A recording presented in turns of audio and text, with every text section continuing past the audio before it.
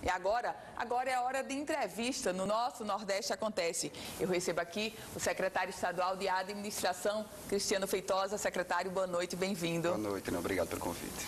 Secretário, o governo do estado reuniu o Fórum de Servidores e apresentou uma proposta de empréstimo consignado para o 13º. Proposta não aceita.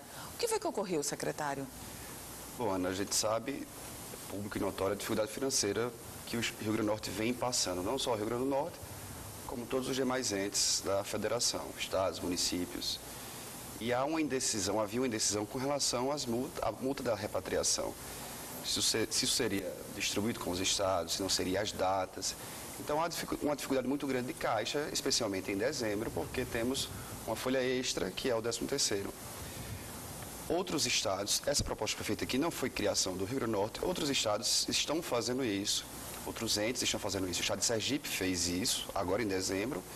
O município de Porto Alegre está fazendo isso também. Então, a proposta do governo era parcelar o 13º, mas com um acréscimo, com a indenização, um abono de caráter indenizatório. E os servidores que quisessem receber esse 13º em dia recorreriam a uma linha especial junto à instituição financeira e os ônus desse empréstimo seria arcado pelo Estado com esse abono que ia ser criado.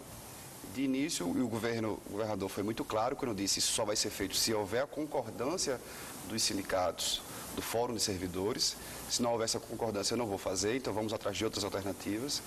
E de início houve uma concordância, mas os servidores ficaram receosos com relação a uma possível negativação de quem contraísse empréstimos. Como o empréstimo não era com o Estado, era com o banco, não havia como o Estado garantir essa não negativação. Bastaria, por exemplo, que houvesse algum bloqueio judicial na conta do servidor, que certamente ele não teria dinheiro para arcar com esse pagamento do que foi parcelado. Então houve um certo avanço e depois regrediu-se nas negociações. Como não houve a concordância dos sindicatos, o governador determinou que nós não dessemos continuidade a esse projeto de lei. Secretário, e a pergunta que fica agora é: e agora? O que vai ocorrer com o 13º salário, já que os servidores, os sindicatos, não aceitaram essa proposta? Agora há a promessa do governo federal de repassar a multa da repatriação no dia 20, né, junto com a parcela do FPE. Isso vai dar uma ajuda agora no mês de dezembro, embora essa parcela da multa não cubra o 13º integral.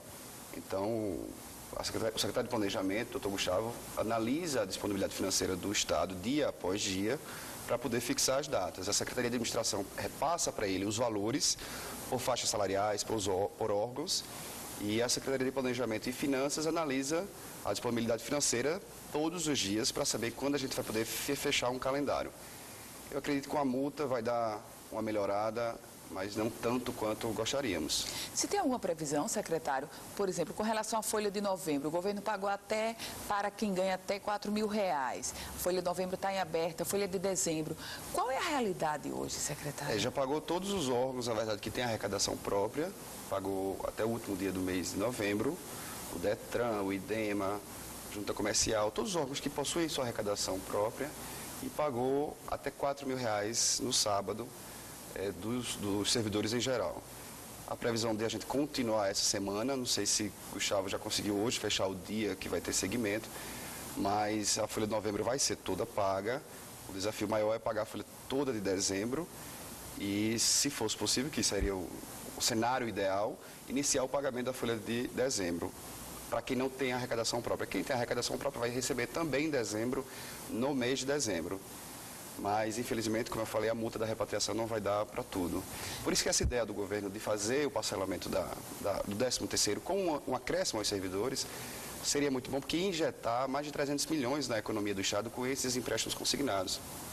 Esse valor na economia do Estado ia gerar tributos, ia gerar nova arrecadação de ICMS. Então, teria sido bom se isso tivesse conseguido algum avanço, porque nós iríamos trazer mais recursos para o Estado e aumentar, consequentemente, a arrecadação. Secretário, em meio a esse campo de incertezas econômicas, aqueles anúncios que haviam sido anunciados pelo governo do Estado, concurso da Polícia Militar, concurso do ITEP, a disposição para fazer esse concurso permanece? Os concursos têm que ser feitos, alguns até por decisões judiciais. O do ITEP, por exemplo, é um que tem decisão judicial determinando a realização do concurso. E tem que ser feito porque os concursos demoram 2 anos, é o prazo de validade do concurso após finalizado, que pode ser prorrogado por mais 2 anos. Então, quando o Estado tiver uma disponibilidade financeira para nomear, esse concurso tem que estar finalizado para que a gente consiga nomear. A gente não pode esperar essa disponibilidade de caixa para só então abrir o concurso, porque os serviços públicos vão sofrer uma piora considerável se não tivermos um cadastro de reserva para essa nomeação. Então, nos próximos 6 meses vai abrir o concurso para a Polícia Militar, para a Polícia Civil, para a área de saúde, para o ITEP, bombeiros. Então, provavelmente as nomeações não acontecerão de imediato, porque se já não se consegue pagar a folha com a quantidade de servidores que tem, se nós aumentarmos isso de forma considerável, o atraso nos pagamentos tende a ser maior se a arrecadação não melhorar. Mas os concursos serão finalizados e estaremos aptos a nomear os aprovados, tão logo tenhamos disponibilidade financeira. A gente acredita que em 2017 a arrecadação própria do Estado e os repasses federais têm uma melhora considerável, porque o ano 2016 foi o pior ano na história em termos de arrecadação de transferências federais. Isso não pode continuar, toda crise passa, toda tempestade passa, e a gente acredita que já esteja passando, que o próximo ano seja um ano de melhoras na economia. Secretário, a venda dos imóveis, projeto inclusive que já foi enviado para a Assembleia Legislativa, o pagamento da folha de pessoal passa por essa venda de imóveis? Qual é a representatividade dela? Isso pode ajudar, mas não vai ser uma coisa determinante para colocar a folha em dia. Alguns imóveis já tiveram levantamento, mas imóveis pequenos, foram projetos modelo para ver como isso ia acontecer para os imóveis grandes. Mas o Estado tem imóveis que valem mais de 100 milhões, um único imóvel. A própria SEASA é um imóvel valiosíssimo, que estima-se que vale bem mais que 100 milhões.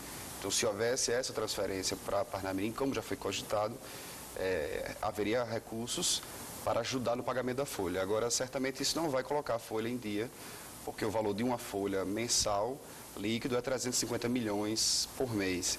Então, é muito... Incluindo inativo também, secretário? Incluindo inativos. É 430 milhões bruto, mais ou menos, e quase 350 milhões líquido. Secretário, há um termo técnico que normalmente se trata muito, que é o crescimento vegetativo da folha.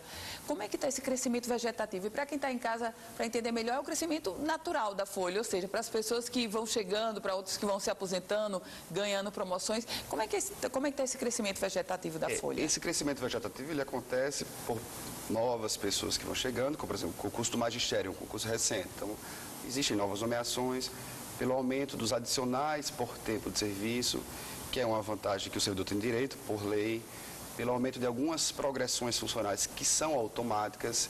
Então, a folha cresce, mesmo que ninguém tenha aumento real nos seus contra-cheques, nas suas remunerações, a folha cresce em torno de 6% a 7% por ano. Então, mesmo que nenhum projeto de lei seja aprovado. E isso também onera, ano após ano, a despesa com o pessoal do Estado. Para conter isso, algumas medidas podem ser adotadas. Por exemplo, a extinção de anuênios. Isso não vem sendo discutido porque outras medidas paralelas estão sendo discutidas. Foram realizadas e continuam sendo discutidas, como o censo, na folha reduziu bastante a remuneração, a despesa com o pessoal, a auditoria que foi feita pela Deloitte, uma consultoria contratada, reduziu quase 20 milhões por mês na folha. Então, outras medidas estão sendo adotadas para tentar reduzir essa despesa com o pessoal. A gente sabe que a remuneração do servidor público é irredutível. Então, é muito difícil reduzir despesa com o pessoal, a não ser que haja alguma ilegalidade que se detecte como foi detectada nessa auditoria. E mês a mês, os processos que foram abertos em decorrência da auditoria vão sendo concluídos e aí vai reduzindo um pouco mais a folha de pagamento do pessoal. A gente conversou aqui no estúdio com o secretário estadual de Administração, Cristiano Feitosa. Secretário, obrigada, boa noite. Obrigado, Ana Ruth. Eu queria deixar uma mensagem para os servidores que toda a equipe de governo, o próprio governador Robson Faria, tem determinado diariamente que a equipe se engaje no pagamento dessa folha de dezembro com o 13º. Então, os eventuais atrasos que acontecem é por motivo de força maior, que todo mundo sabe que é a falta de recurso. Mas eu continuo otimista que com a repatriação consigamos pagar todo o 13º e que em 2017 consigamos colocar essa folha em dia. Se Deus quiser. Obrigada, secretário.